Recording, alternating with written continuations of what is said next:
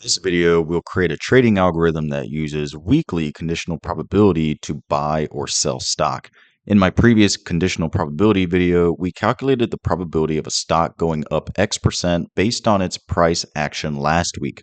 For example, we can find Amazon's probability of going up more than 4% this week, given that the stock went down 3% last week. The answer is 20%, by the way. After importing our libraries, we will download historic stock prices. Let's do Adobe as an example. Make sure you flatten the multi-index data frame by performing the list comprehension on DF columns.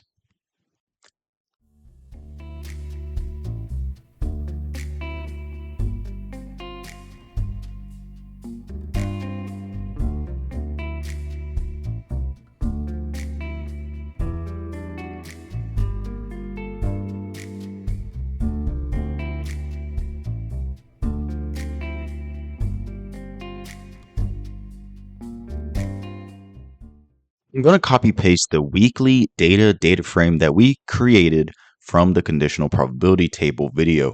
If you want a detailed walkthrough of this code, check out the video in the description or top right. Essentially, this script is finding the start of the week, the end of the week, and the stock prices at the start and end of the week, along with the price and percent changes. Next, we need pre and post data sets. We want to initialize the conditional probabilities, but then update these probability values as we go through time to ensure that the trading algorithm has the most up-to-date data. We will create a post date and pre-date data frames and split these at 2024.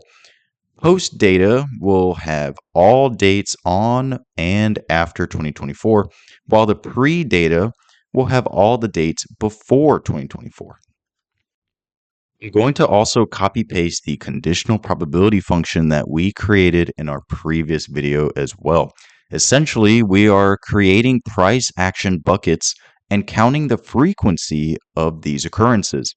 In the nested for loop, we will then divide the total number of times last week's price action was X% to calculate conditional probabilities for each price action bucket pair. We will also borrow the getRowLabel and getColumn functions. These custom functions convert a float value into a bucket string value. For example, if Adobe went up 1.4% last week, then the getRowLabel function will return the 1% to 2% bucket. Now we will create the logic for the trading algorithm. If the conditional probability of price action being positive this week is greater than 50%, then the algorithm will buy at the open on Monday. Likewise, if the probability is equal to or less than 50%, then the algorithm will sell that stock at the open on Monday. After each week, we will update the conditional probability table to feed the algorithm up-to-date data. We can achieve this with a while loop.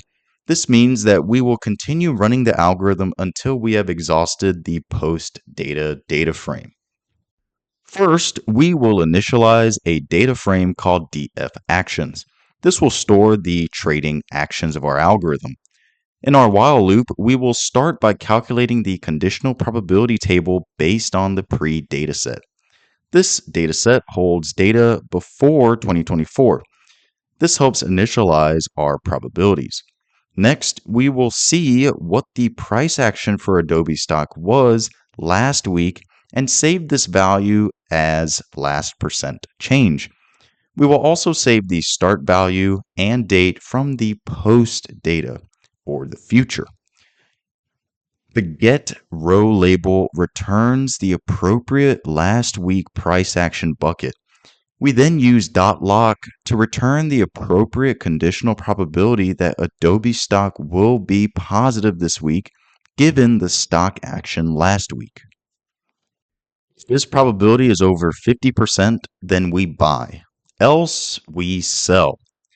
We will then create an action list that will add into the action data frame.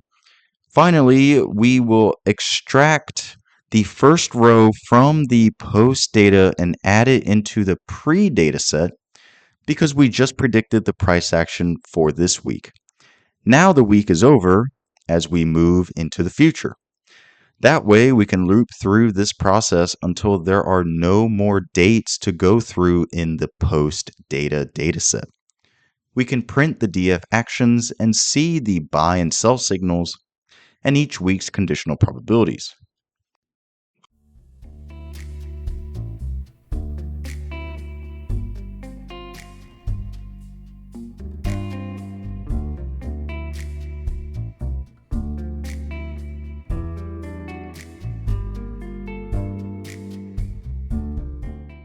We can also count the number of times the algorithm bought and sold the stock.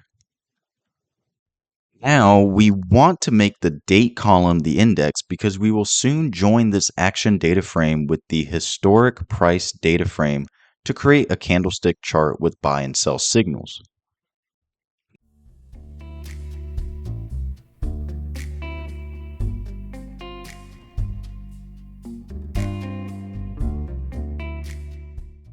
Now we will get the data since 2024 because that was where we split the data.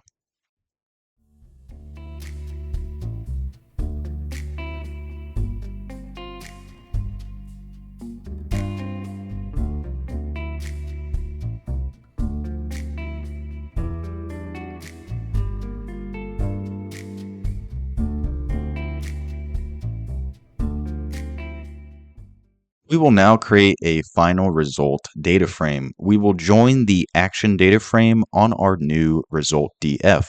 Since our algorithm only runs at the beginning of the week, there are nulls, so we will need to perform a fill down so that there are no gaps in the conditional probability of positive return column. Finally, we will create a buy signal and sell signal columns.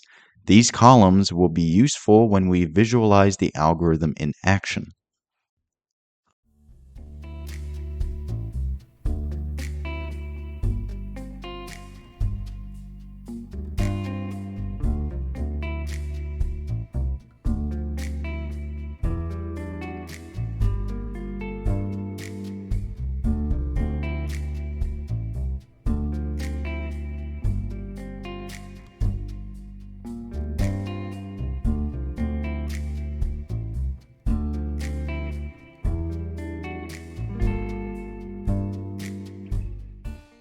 I'm going to use Plotly script inspired by my stock screener video. Check out that video on the top right and description. That video, we created a stock screener that filters out stocks using a trading algorithm inspired by mean reversion. And we also created a Plotly plot chart to visualize our algorithm. This plot will return Adobe's daily candlestick chart and our buy and sell signals based on weekly conditional probabilities. On the bottom, we have our new oscillator that displays the stock's conditional probability of having positive price action this week given the stock known price action of last week. We will also paste the backtesting script we created in that stock screener video so that we can compare the algorithm's performance against the bought and held benchmark. We can see that the algorithm performed better buying and selling Adobe stock based on conditional probability compared to buying and holding Adobe. Adobe itself, on an initial $10,000 investment, changed into $7,623. So you're actually down. However, the portfolio value, which is our algorithm's performance, is now at $10,717. So you would have had a profit of $717. Now then, you might be wondering which stocks have performed best using this algorithm. You can check out my stock screener video where we create a for loop that goes through all the stocks in the S&P 500 to filter for stocks with positive returns. You can connect this conditional probability algorithm with that for loop to find stocks that are highly performing thanks to this algorithm. Of course, past performance doesn't equate to future performance, and this algorithm is not financial advice. Hope you enjoyed this coding video on how to use conditional probability for stock trading. If you enjoy this type of content, let the YouTube algorithm know by liking and subscribing to the channel. Check out Intrendius.com for free buy and sell signals on stocks and crypto based on technical analysis using the Intrendius terminal. I will see you all in the next one.